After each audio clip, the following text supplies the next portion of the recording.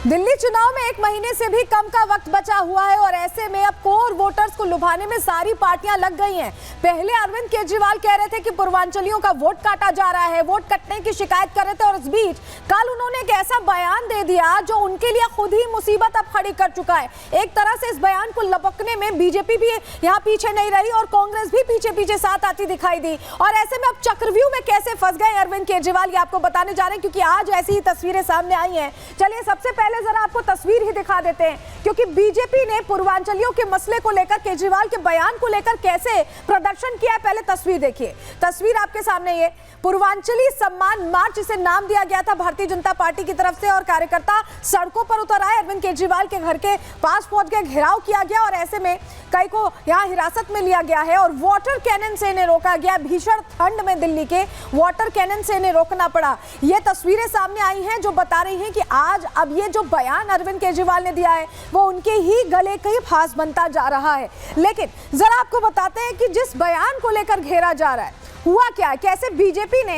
यहां चौतरफा हमला कर दिया अरविंद केजरीवाल पर। चलिए जानकारी जल्दी से आपके सामने रख रहे हैं, आपको बताते हैं। दरअसल केजरीवाल के बयान पर सियासत तेज हो गई और जमकर यहां राजनीति हो रही है। बीजेपी ने यूपी बिहार के अपमान का आरोप लगा दिया है। सम्मान से देखिए इसे जोड़ दिया गया है। दिल्ली में बीजेपी ने पूर्वांचल सम्मान मार्च निकाला, हमने आपको तस्वीर भी दिखाई और आप संयोजक के आवास तक ये मार्च निकाला गया। पूर्व मुख्यमंत्री अरविंद केजरीवाल के आवास तक ये मार्च पहुंचा।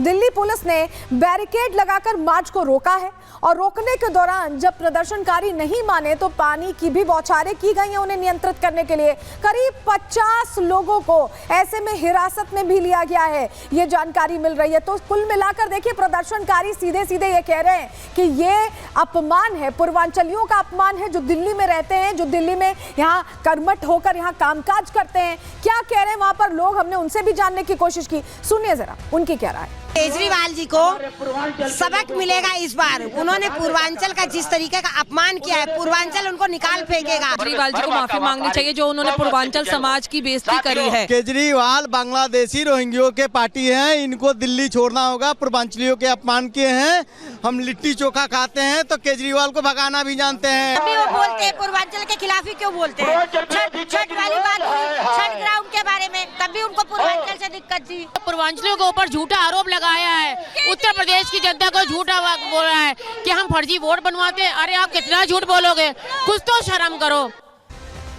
देखिए कल ये बयान आया था अरविंद केजरीवाल का और चुनाव आयोग से मिलने पहुंचे थे पूरे प्रतिनिधि मंडल के साथ और उसके बाद जो बात उन्होंने कही वो उनके लिए ही सेल्फ गोल जैसी साबित होती दिखाई दे रही। कल कहा क्या था, क्या बयान दिया था, चलिए जानकारी जल्दी से आपके सामने रखते हैं, आपको बताते हैं। दरअसल अरविंद केजरीवाल ने कल चुनाव आयोग से यहाँ पर मुलाकात की और बीजेपी पर नाम कटवाने और नाम जोड़ने का आरोप उनकी तरफ से लगाया गया। 22 दिनों में 5500 वोट काटने का आरोप वो लगा रहे थे कि 5500 वोट काटे गए हैं और 13,000 नए वोट बनने के लिए आवेदन भी दे दिए गए हैं। यह भी आंकड़ा उनकी तरफ से रखा गया। 15 दिन में 13,000 लोग कहां से आए, ये सवाल उनका था जो वो चुनाव आयोग के सामने रख रहे थे। 18.5% वोट की धांधली का भी आरोप, ऐसे में उन्होंने गंभीर आरोप लगाया और कहा कि यूपी बिहार से लोगों को लाकर फर्जी वोट बनवाया जा रहा है। इस तरह की बात उनकी तरफ से कह दी गई जिसके बाद बीजेपी ने इसे सम्मान से जोड़ा है और यही वजह कि बड़े स्तर पर प्रदर्शन हुआ है। अरविंद केजरीवाल ने कहा क्या, पहले वो भी सुन लीजिए जरा। 15 दिसंबर से कल तक 13,000 नए वोट बनने के लिए 1 लाख वोट की असेंबली है, छोटी सी असेंबली है, उसमें 13,000 नए लोग कहां से आ गए? 15 दिन में कहां से आ गए? पिछले 15 दिन में 13,000 नए वोट बनने की एप्लीकेशन आई है। जाहिर तौर पे ये यूपी और बिहार से ला के, यूपी आसपास के स्टेट से ला के फर्जी वोट बनवा रहे हैं ये लोग। 23,000 ये और 5,500 ये 18.5% वोट अगर किसी विधानसभा की इधर से उधर कर दी जाएंगी तो फिर चुनाव थोड़ी है, फिर तो केवल तमाशा है, नाटक है। तो देखिए अरविंद केजरीवाल ने कहा कि यूपी बिहार से लोगों को ला लाकर यहाँ पर फर्जी वोटर बनाए जा रहे हैं और ये विधानसभा चुनाव के साथ खिलवाड़। ऐसे में बीजेपी के राष्ट्रीय अध्यक्ष जेपी नड्डा ने इस पर तुरंत सवाल किया, उन्होंने ट्वीट किया। ट्वीट में क्या लिखा चलिए आपको बताते हैं। बीजेपी अध्यक्ष ने केजरीवाल के बयान पर ट्वीट किया और ट्वीट कर लिखा कि एक तरह से यूपी बिहार के सम्मान से इसे जोड़ा क्योंकि बयान में सीधे सीधे यूपी बिहार का जिक्र कैसे अरविंद केजरीवाल ने किया था आपने सुना। उन्होंने कहा कि 10 सालों में आपदा बनकर भ्रष्टाचार का पहाड़ खड़ा किया। अरविंद केजरीवाल को हार का डर सताने लगा। उन्होंने इसे हार के डर से भी जोड़ा और बौखलाकर यूपी बिहार के लोगों पर अनर्गल बयान दे रहे हैं।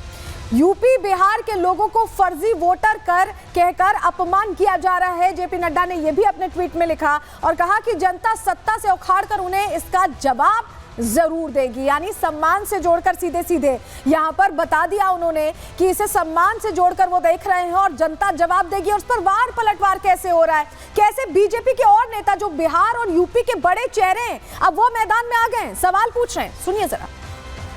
फर्जी जिस थाली में खाता है उसी में छेद करता है। जिसने अन्ना हजारे को धोखा दिया, दिल्ली को धोखा दिया, ये बिहार यूपी और पूर्वांचलियों को धोखा दिया, टेम्पो वाले को धोखा दिया, 3 व्हीलर वालों को धोखा दिया, ये जिसने कहा कि जमुना साफ 25 तक नहीं कराऊंगा, वोट नहीं मांगूंगा, आज वोट मांगने के लिए दर दर भटक रहा है।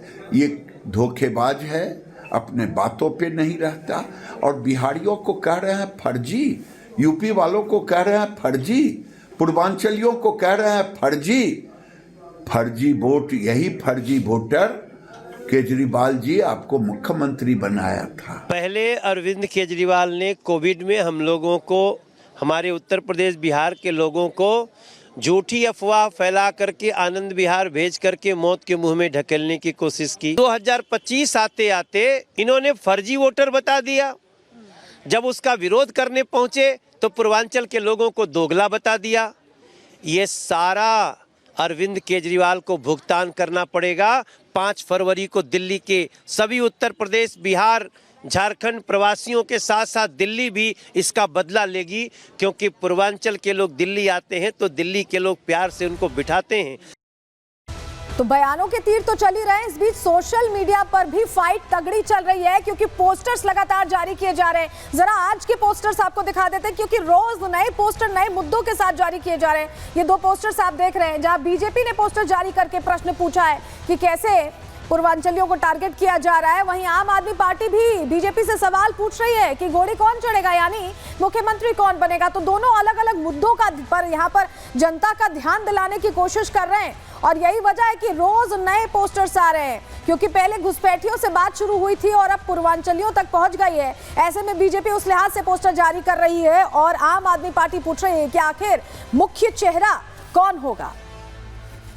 पूर्वांचल का जिक्र बार बार आ रहा है, ऐसे में पूर्वांचल इतना इंपॉर्टेंट क्यों है दिल्ली चुनाव में, आपको ये अब समझाने जा रहे हैं। दिल्ली में कुल वोटर्स आपको बताएं 1.55 करोड़ हैं और अगर पूर्वांचली वोटर की बात करें तो करीब 40 लाख पूर्वांचल से जुड़े लोग हैं जो वोटर्स हैं, रजिस्टर्ड वोटर्स हैं दिल्ली में। और ऐसे में पूर्वांचली वोटर्स का जो असर है दिल्ली की 35 सीटों पर है। अब आप सोचिए कि लगभग आधी सीटों पर, 70 में से 35 पर तो असर है, तो इसीलिए पूर्वांचली बहुत इंपॉर्टेंट हो गए।